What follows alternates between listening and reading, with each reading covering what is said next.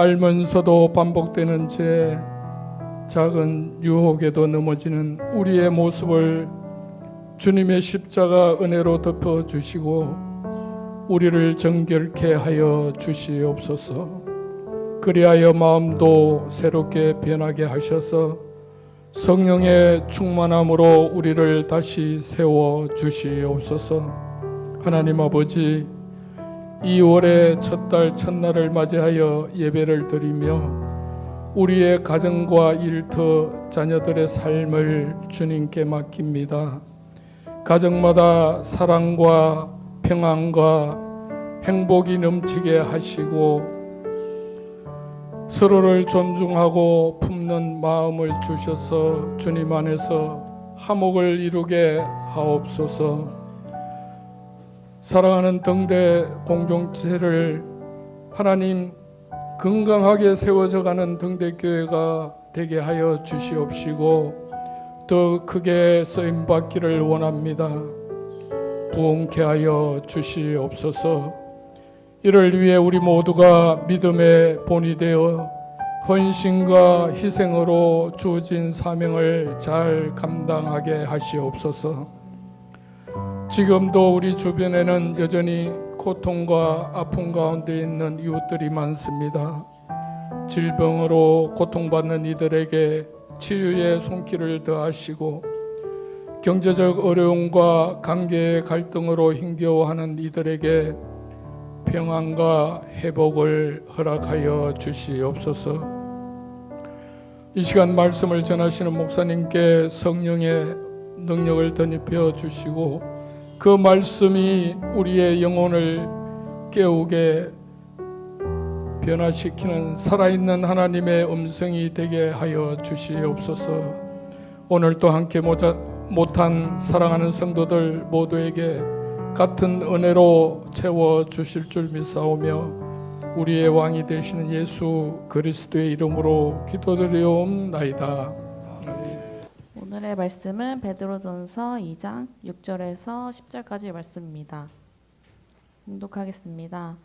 성경에 기록되었을 때 보라 내가 택한 보배로운 모퉁이 돌을 시온에 두노니 그를 믿는 자는 부끄러움을 당하지 아니하리라 하였으니 그러므로 믿는 너희에게는 보배이나 믿지 아니하는 자에게는 건축자들이 버린 그 돌이 모퉁이의 머릿돌이 되고 또한 부딪히는 돌과 걸려 넘어지게 하는 바위가 되었다 하였느니라. 그들이 말씀을 순종하지 아니함으로 넘어지나니 이는 그들을 이렇게 정하신 것이라. 그러나 너희는 택하신 족속이요 왕같은 제사장이요 거룩한 나라요 그의 소유가 된 백성이니 이는 너희를 어두운 데서 불러내어 그의 기이한 빛에 들어가신 이의 아름다운 덕을 선포하게 하려 하심이라. 너희가 전에는 백성이 아니더니 이제는 하나님의 백성이요 전에는 긍휼을 얻지 못하였더니 이제는 긍휼을 얻은 자니라. 아멘. 2월입니다. 네, 2월의 첫날이죠. 오늘 첫 주일 예배를 하나님께 예배하고 있습니다. 정말 감사하죠. 우리 2026년에 우리 등대교회 공동체는 반짝반짝 빛나기로 했습니다. 그것은 우리의 정체성이 빛이기 때문입니다. 왜냐하면 너희는 세상의 빛이다. 예수님은 우리의 정체성을 확실하게 가르쳐 주셨습니다. 아, 그래서 빛나는구나를 알게 된 거죠. 왜냐하면 예수님이 너희는 세상의 빛이라고 했기 때문에 아, 그래서 내가 빛나는구나를 아는 거예요. 그러니까 정체성이 분명하지 않으면 왜 빛나는지도 모르고 있는 거죠. 그래서 이 정체성을 좀 분명하게 가져야 합니다. 그리스도인들은 성경이 말해주고 있는 그리스도인 된 정체성들이 여러 개 있습니다. 아주 다양해요. 그러나 일맥상통해요. 동일합니다. 그 정체성이 요구하는 게 똑같아요. 그러니까 목적이 똑같다고요. 과거에 우리는 믿지 않는 자였습니다. 여기 믿었던 나면서부터 믿는 사람이 없어요. 한 사람도 없습니다. 과거에 우리는 누구도 믿지 않는 사람이었어요. 믿지 않는 자였다가 믿게 된 거예요. 믿지 않았을 때는 어둠이었어요. 이 어둠은 무섭습니다. 어둠은 뭐가 제일 무섭냐면 어둠에서 죽음이 올 때 무서운 거예요. 어둠인데 죽었어. 끝이죠, 끝. 그걸 끝이라고 하는 거죠. 기회가 없는 거예요, 끝은. 빛이 될 기회가 사라진 거예요. 이게 무서운 거예요. 아직까지 빛이 안 됐어. 아직 예수를 영접하지 못해서 예수님 믿지 못했기 때문에 아직까지 어둠이에요. 그런데 죽음을 맞았어. 이게 무서운 겁니다. 그냥 어둠으로 살았더라면 생각만 해도 끔찍합니다. 오늘 본문은 빛으로 부르신 우리에게 또 다른 정체성을 부여합니다. 예수 그리스도를 믿는 사람들은 누군지, 어떤 사람들인지, 어떤 정체성을 가지고 살아야 하는지 오늘 베드로전서에서 우리에게 가르쳐주고 있습니다. 예수님은 우리의 신앙의 기초죠. 우리의 믿음의 본질입니다. 그래서 오늘 성경에도 모퉁이돌, 사실 정확한 표현은 머릿돌이라고 할 수 있죠. 머릿돌. 우리는 그 머릿돌 위에 세워진 거룩한 백성입니다. 그래서 하나님께서 우리를 어두운 데서 불러내어서 그의 놀라운 빛으로 인도하셨다고 오늘 말씀하고 있어요. 이 말씀은 이사야서 28장 16절의 말씀을 인용하고 있습니다. 여러분, 오늘 성경의 기록자가 누굽니까? 베드로전서니까 베드로예요, 베드로. 지금 베드로가 이사야서를 지금 끄집어내서 말씀하고 있는 거예요. 자, 이사야서 28장 16절에 보니까 뭐라 그랬냐면 이렇게 말씀합니다. 그러므로 주 여호와께서 이같이 이르시되 보라 내가 한 돌을 시온에 두어 기초를 삼았노니 곧 시험한 돌이요 귀하고 견고한 기초돌이라 그것을 믿는 이는 다급하게 되지 아니하리로다.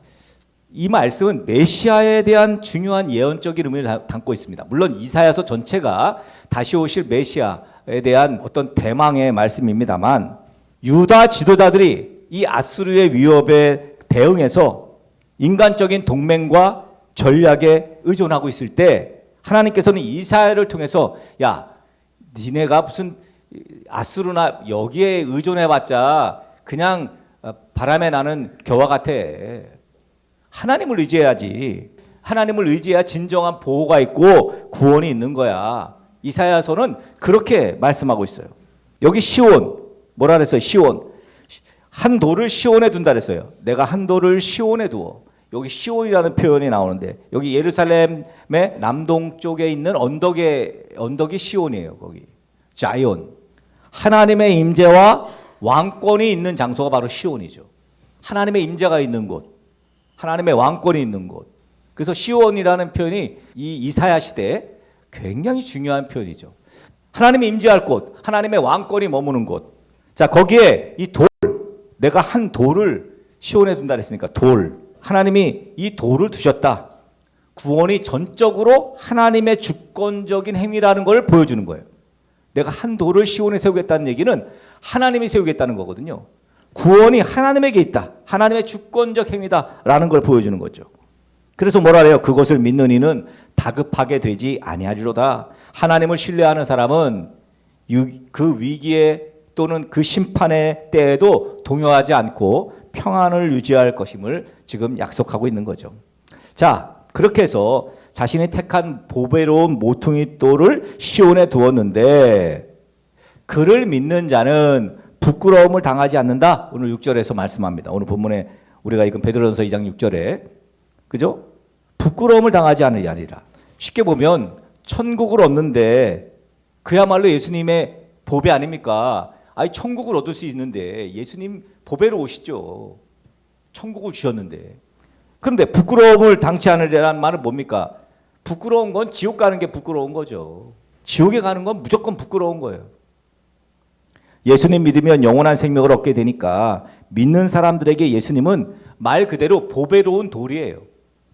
보배로운 돌, 기초. 보배로운 기초. 왜? 그 예수를 믿으면 영원한 생명을 얻으니까. 그 예수님을 통해 우리는 하나님의 성령이 거하시는 성전이 되어지는 거죠. 자, 근데 믿지 않는 사람들에게 예수님은 어때요? 믿지 않는 사람들에게 예수님은 그저 버린 돌이죠. 쓸데없는 돌, 쓸모없는 돌. 건축자들이 건축하다가 그냥 버린 돌. 이런 뜻이에요. 쓰다가 버린 돌. 예수 믿지 않는 사람들은 예수님을 보배로운 돌로 생각 안 해요. 왜? 구원을 몰라. 영원한 생명을 몰라요, 그 사람들이. 먼저 믿은 우리가 구원을 설명하고 영원한 생명을 선포해 주지 않으면 모른다고요. 그래서 우리를 가리켜서 직무유기라고 하는 거예요.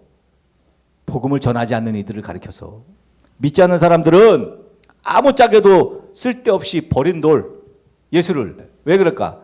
아이고, 와가지고 뭐 자기가 뭐 유대인의 왕이라고 그러고, 그러더니 십자가에서 그냥 죽어버리네.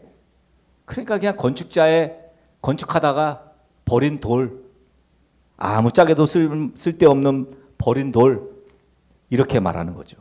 예수님 믿지 않으니까 예수님이 더 이상 귀한 존재가 아니에요. 오늘 시편 118편 22절에도 뭐라 하냐면 건축자의 버린 돌이 집 모퉁이의 머릿돌이 되었나니 그랬어요. 예수 믿지 않는 사람들이 건축자의 버린 돌로 생각하는 예수가 집 모퉁이의 머릿돌이 되었다. 그러니까 예수 믿기 전 어둠에 있을 때 우리의 판단의 예수가 예수 믿고 나니까 보배로운 돌이 된 거죠. 머릿돌이. 그러니까 우리는 변해야 예수님의 가치도 변하는 거예요. 내가 변해야 예수님도 변해. 예수님의 가치는 언제나 변함없이 보배로운 돌인데 내가 어둠에 있으면 그분을 보배로운 돌로 여길 수가 없어. 그 눈이 가리웠다고 하는 거예요. 눈이 가리워져 예수님이 보배로운 돌로 보이질 않아. 그냥 저기 그냥 건축자의 버린 돌에 불과해요. 예수님은. 예수 믿지 않으면 어떻게든지 예수님 믿게 해야 되는 거예요. 그래서 예수님이 보배로운 돌로 보여야 돼. 사실 표면적으로는 예수님에 대한 세상의 판단이 옳은 듯합니다. 그들이 생각한 대로 예수님이 대단해 보이지 않아요. 아니 뭐 조롱당하다가 십자가에 처참히 죽어버렸는데 뭐 건축을 하면서 건물 지으면서 주춧돌로 쓰기에는 예수님이 마땅치 않습니다.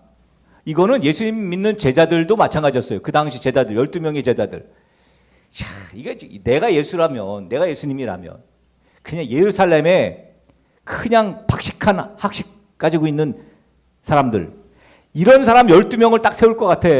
제자로 존경받고 학식 있고. 그런데 예수님 어땠어요? 예수님이 저평가되는 요인 중에 하나가 이 제자들 아닙니까? 제자들 갈릴리라는 그 호숫가에서 그냥 고기 잡는 이들, 뭐 이런 애들, 사람들 손가락질 받는 무슨 세리. 그러니 저 사람들이 예수님의 제자들이래. 아이고 저 고기잡이 아니야? 아유 세리 아니야? 그러면서 도매급으로 예수님까지도 그저 건축자의 버린 돌 취급 당한 거죠. 수제자인 베드로 어떻습니까?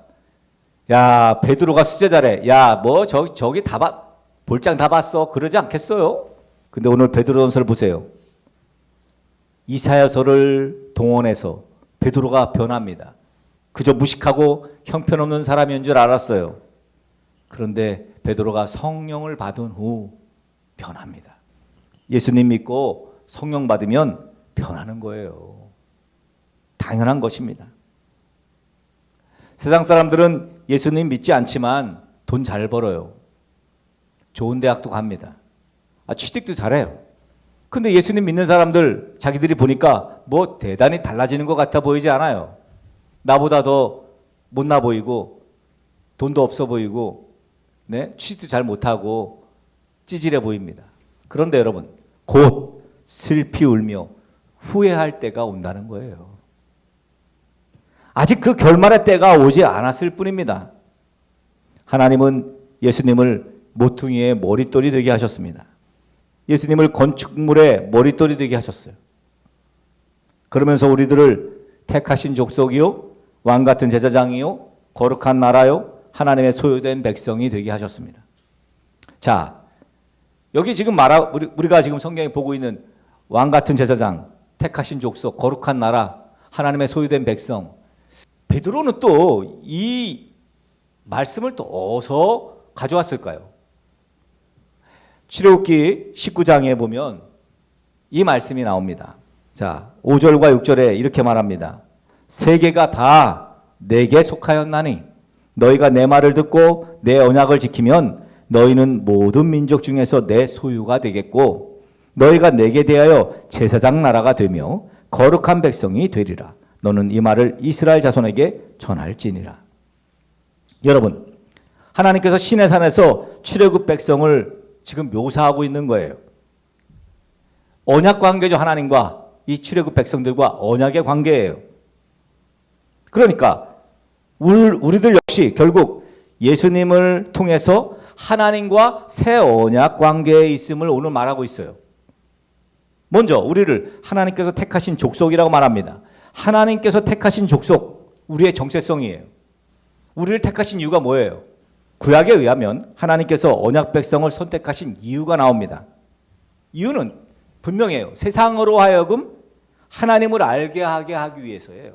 세상을 하나님과 연결시켜주는 통로가 되게 하기 위해서 우리를 택한 거예요. 백성들을.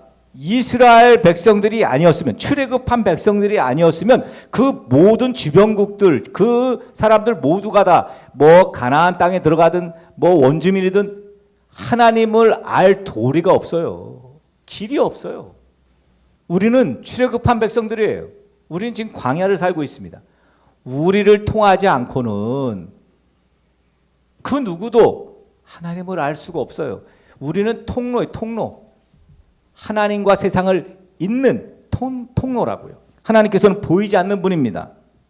그분을 드러내는 계시의 통로가 꼭 필요해요. 그분을 보여주는 계시의 통로가 꼭 필요합니다. 그게 우리예요. 먼저 믿은 우리들.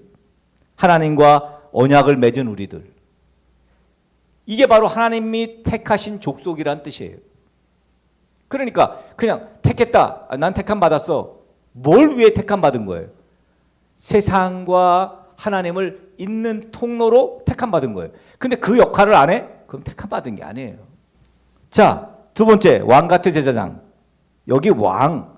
여러분, 제사장은 제사장인데 왕 같은 제사장이래. 왕은요, 위가 없어요. 그 위가. 직급이 왕이 끝이에요. 여러분, 한 나라의 통치자예요. 경쟁자가 없어, 경쟁자가. 왕은. 왕 같은 제사장. 게다가 제사장이래. 여러분, 하나님의 제사장으로서 하나님의 뜻에 순종하고 하나님을 드러내고 또 사람들을 하나님과 연결시키는 통로.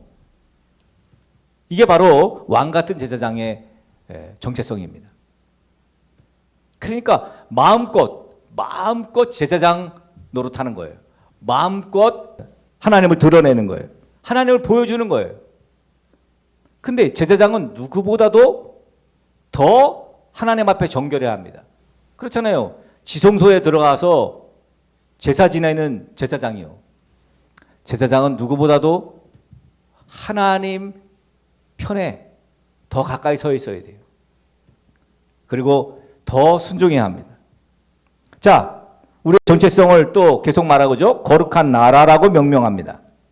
뭐 불의가 가득하고 추악한 다툼이 있는 그런 나라 아니에요. 그런 세상 나라가 아닙니다. 죄 많은 이 세상에 속한 신분이 아닙니다. 영원한 하나님 나라의 시민권을 가졌다는 거예요. 우리는 하나님 나라의 소유한 백성이라는 거예요. 하나님 나라, 거룩한 하나님의 나라. 이미 우리는 하나님의 나라. 우리는 교회예요, 교회. 그래서 하나님의 나라. 또 우리를 하나님께 소유된 백성이랍니다. 다 같은 말이에요. 하나님께 소유된 백성, 거룩한 나라, 왕 같은 제사장, 택함 받은 백성. 한마디로 말하면 하나님께 소유된 백성이죠. 제가 늘 말씀드립니다만 우리는 하나님의 소유예요. 하나님의 것이에요. 저나 여러분은 모두 다 하나님 거예요. 하나님 거라는 말은 하나님이 책임진다는 거지. 내 거는 내가 책임지거든요. 그러니까 우리가 하나님의 소유라는 것은 하나님께서 우리를 책임지신다는 거예요.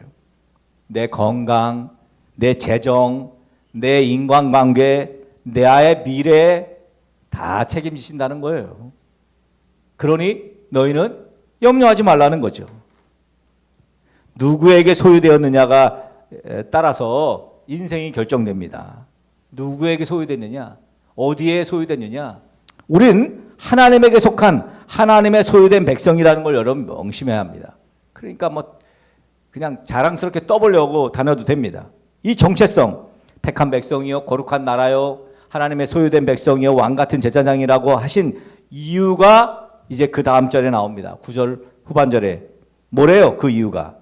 왜 우리를 거룩한 나라로, 하나님의 소유된 백성으로, 또 왕 같은 제사장으로 그렇게 부르신 겁니까? 이는 너희를 어두운 데서 불러내어 그의 기이한 빛에 들어가게 하신 이의 아름다운 덕을 선포하게 하려 하심이라. 하나님은 우리를 어둠에서 불러내어서 빛의 사람으로 세우셨습니다. 구원이 뭐예요? 어둠에서 불러내어 더 이상 어둠이 아닌 밝은 빛 속에서 살게 하신 것, 이것이 구원입니다. 그러니까 어둠 속에 다닐 필요가 없어요. 다닐 수가 없어요, 이제는. 왜냐하면 우리가 가는 데는 다 빛이 비치거든, 반짝반짝. 그러니까 어둠이 사라져버려. 우리 스스로가 반짝반짝 빛나는 빛이니 더 이상 우리 주변엔 어둠이 존재할 수가 없습니다. 어두운 데서 불러내어 그의 기이한 빛에 들어가게 하신 것, 이것은 뭐라래요? 어두운 데서 불러내어 그의 기이한 빛에 들어가게 하는 일, 이런 일을 뭐라 그래? 전도라고 합니다. 전도. 여러분, 그렇습니다. 전도의 명제는 간단해요. 어둠이었습니다. 그런데 빛으로 나오게 하는 일. 예수님께서 나를 부르시고 그리고 빛으로 들어가게 하신 일. 그러면서 빛을 비치게 되는 것이 바로 전도 행위죠. 이 아름다운 덕을 선포하게 하시려고 우리를 선택하시고 우리를 왕 같은 제사장으로 삼으시고 거룩한 나라로 주의 소유된 백성 되게 하신 거예요. 이 아름다운 덕을 선포하게 하시려고. 그러니까 이 정체성을 우리에게 주신 이유는 하나님의 큰 그림이에요. 전도를 위한, 영혼을 구원케 하기 위한 큰 그림이라고요. 재생산을 위한 큰 그림입니다. 여러분은 여러분의 신분의 변화를 받아들이셔야 합니다. 과거엔 어둠의 자식이었습니다. 그러나 이제는 빛의 자녀가 되었습니다. 이 빛은 하나님을 드러내는 상징이에요. 여러분, 빛을 비춘다는 건 단순하게 보여주는 게 아니에요. 몰아내는 거예요. 어둠을 몰아내는 거. 또 하나님을 드러내는 거죠. 적극적으로. 10절에 뭐라 그랬어요? 전에는 너희가 백성이 아니었다. 이제는 하나님의 백성이요. 전에는 너희가 긍휼을 얻지 못했는데 이제는 긍휼을 얻은 자니라. 전에는 어둠의 자녀였기 때문에, 네? 그죠? 마귀의 자식이었어요. 근데 이제는 하나님의 백성이 되었다는 거죠. 그러나 이제는 예수님을 영접함으로 하나님의 자녀 되는 권세를 얻었어요. 과거에는 불쌍히 여김도 받지 못했어요. 긍휼히 여김을 받지 못했다고. 그런데 하나님의 자녀가 되고 나니 하나님께서 늘 나를 긍휼히 여깁니다. 아이고, 그래, 너 힘들지? 내가 도와줄게. 용기 내라.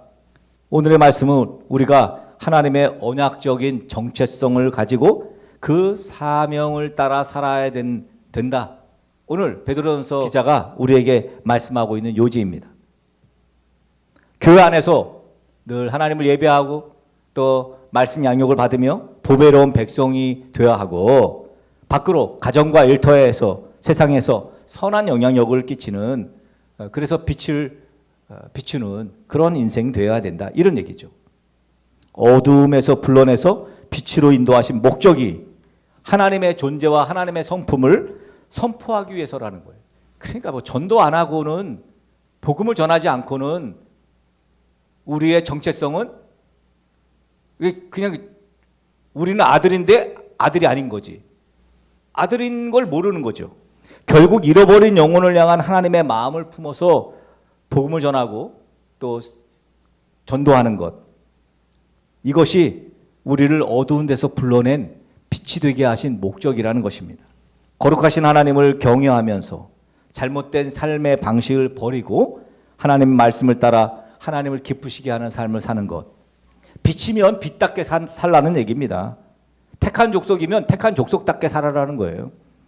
한 나라의 통치자인 왕 같은 제사장답게, 거룩한 나라답게 주의 소유된 백성처럼 말하고 주의 소유된 백성처럼 행동하라는 거예요.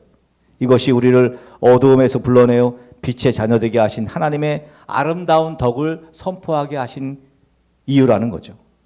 그러고 보면 우리가 반짝반짝 빛나야 할 이유가 분명합니다. 반짝반짝 빛나야죠. 우리 분명한 정체성을 확신하시고 예수님 믿는 자답게, 구원받은 사람답게, 네?